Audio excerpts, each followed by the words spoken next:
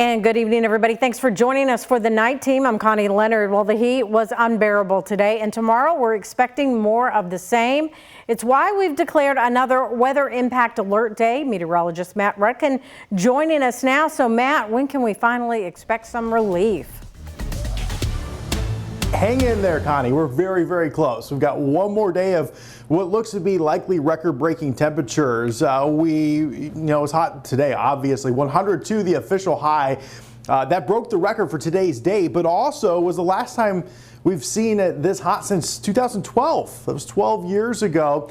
Crunch the numbers a little bit just because I'm a nerd, try to embrace it, and I know a lot of people enjoy some of the weather facts and stats.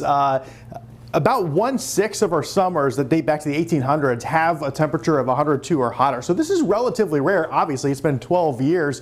Tomorrow, our forecast high 99. It's not out of the question. We hit the century mark again. The record is 98, so it's looking likely we will set an all-time record. We've got one more day. Hang in there. After that, we start to cool off a little bit, all right? It's still 86 at Albany International. Feels like it's just shy of 90 degrees. Obviously, it is hot out there. Weather impact day issue for tomorrow. Why? Obviously, the heat. Record high temperatures possible. I'm going to detail this for you. We'll talk about some rain.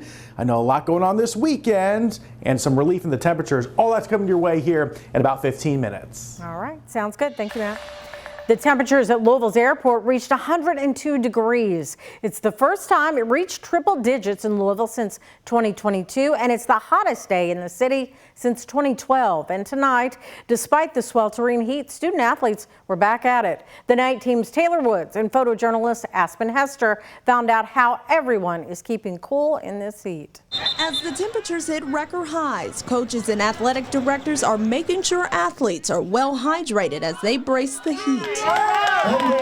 From the field to the stands. Hat, sunglasses, 2 waters, lots of enthusiasm, we're good. Mary Cameron and her daughter Caitlin are doing the best they can in the bleachers at Iroquois High School. They're thankful for a quick rain shower right before the game against Wagner High School. I do think the rain helped a lot. Even though the benches are wet, it's not a problem. I feel like the rain has cooled it down because it was like 100 degrees out here. Just imagine how hot it is for the players on the field. That's why JCPS is making sure the turf isn't too hot. Turf fields can get pretty hot and melt cleats and things like that, so we did the extra expense of adding the cooling beads in. Any fix is good because it gets hot. It didn't matter how hot it was going to be. Ronzel Gregory and his family were going to show up. I got my bottle of H2O. Yeah, I'm staying hydrated and I'm gonna make sure I stay cool. He even got creative, trying to take cover under the shade. This the umbrella, I had to bring it out to block the sun. Keep it off my family, you know. So yeah, I had to do it like that. Cause last time I was out here, it was hot, you know, and this time I said I was going to do something different. Terry Ethington and her husband Frank did the same thing. We got the umbrella, which doubles as a fan if you twirl it real quick. Trying to keep cool in the heat in Louisville. Taylor Woods, WHAS 11 on your side. New tonight at 11, a woman is behind bars after allegedly leaving children to live in what police are calling inhumane conditions. Believing 2 students were in danger, JCPS administrators went to the house on Home Park Drive just off Cane Run Road. And according to court documents, the administrators found a 10-year-old and 11-year-old living outside. They were dirty, hungry, and also had visible injuries. A 16-year-old then arrived home from school and told detectives that their mother had not been at the home and the living conditions inside were filthy. The teen also stated the kids had been living outside for several nights because of the conditions of the home. Court documents say Betty Snyder admitted to knowing about the children's living conditions. She's been charged with wanton endangerment, abandonment of a minor, and endangering the welfare of a minor. All 3 children were taken to the hospital for treatment. Many folks in the small town of Memphis, Indiana have been worried for some time. A developer with plans for a 100-acre lot was headed to the Clark County Board of Commissioners meeting tonight with a rezoning request. Now, it's a piece of former farmland, and the plan was for density housing. But as the night team's Alexander Goldberg and photojournalist Elijah McKenzie report, the developer came with quite a surprise for the residents. That's the sound of relief from many Memphis, Indiana residents. We like to withdraw our R2 zoning. request. When I heard that, honestly, I was relieved because I think that it is fair. A packed room of nearly 100 at the Clark County Board of Commissioners meeting, breaking into applause when a developer said he's withdrawing his rezoning request for 183 acres at the intersection of Columbus Man Road and Crone Road. We know growth is coming. We've all accepted growth. Bobby Wendell is a Memphis resident with an adjoining property.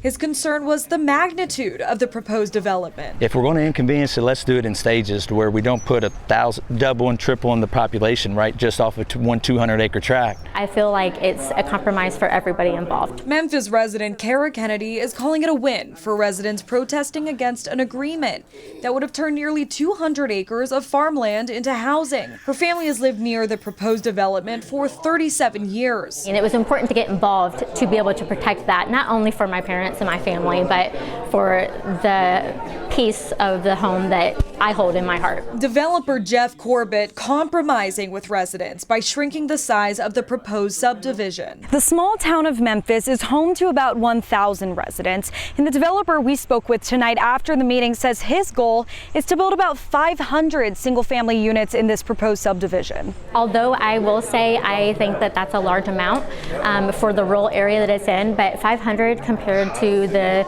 potential 1,000 plus, I think everybody in the community would say, hey, we would take that all day long. Thursday's decision calmed fears for many neighbors in the community. In Clark County, Alexandra Goldberg, WHAS11 Night Team on your side. And residents say there's more rezoning debate to come in September. Some will be fighting another proposed development for high-density apartments in Clark County. Kentucky Governor Andy Beshear is addressing the allegations against Louisville Representative Daniel Grossberg. Grossberg has been temporarily suspended by his party while an ethics investigation against him plays out. Today, Governor Beshear raised concerns over the allegations made against Grossberg, but stopped short of asking the representative to resign.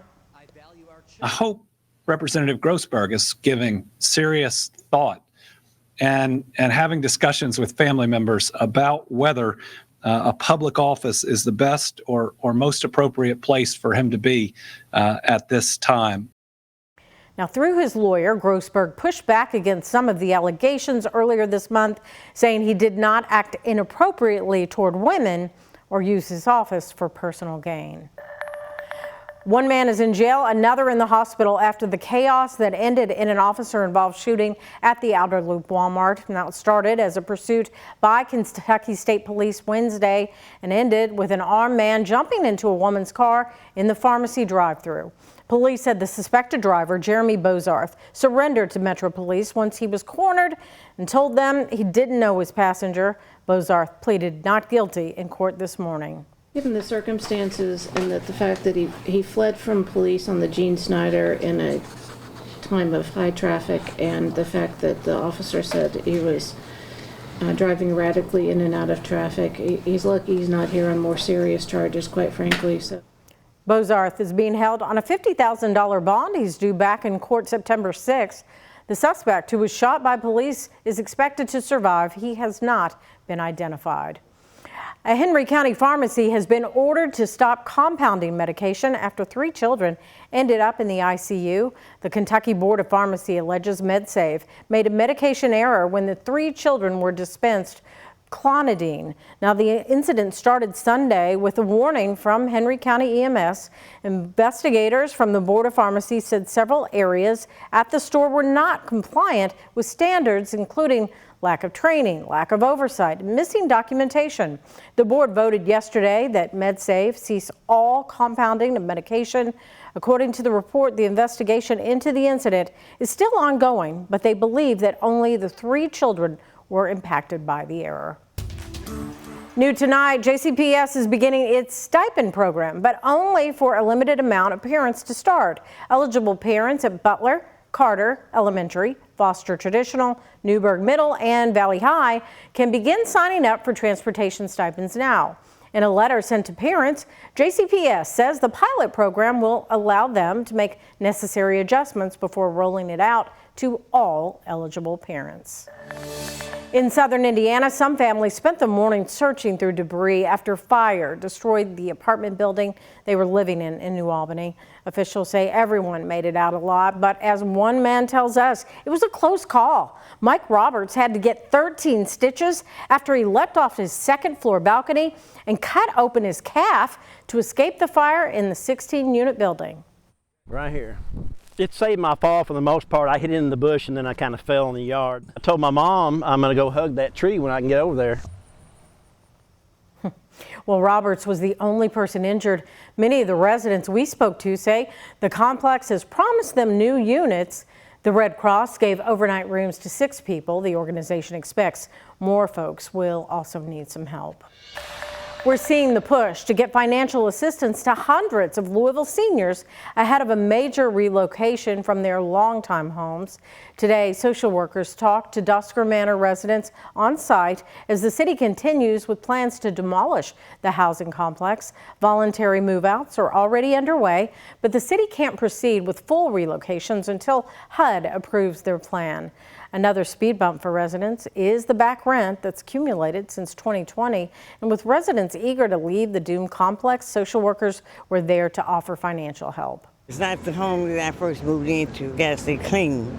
And then where I'm staying at now, apartments is not clean. We're not here to tell you what to do. We're here to stand beside you and help you make those decisions for yourself. Now, HUD confirmed to us that they have received the Housing Authority's application with their plans for Dusker Manor. HUD said it's too soon to say how long it will take them to review it.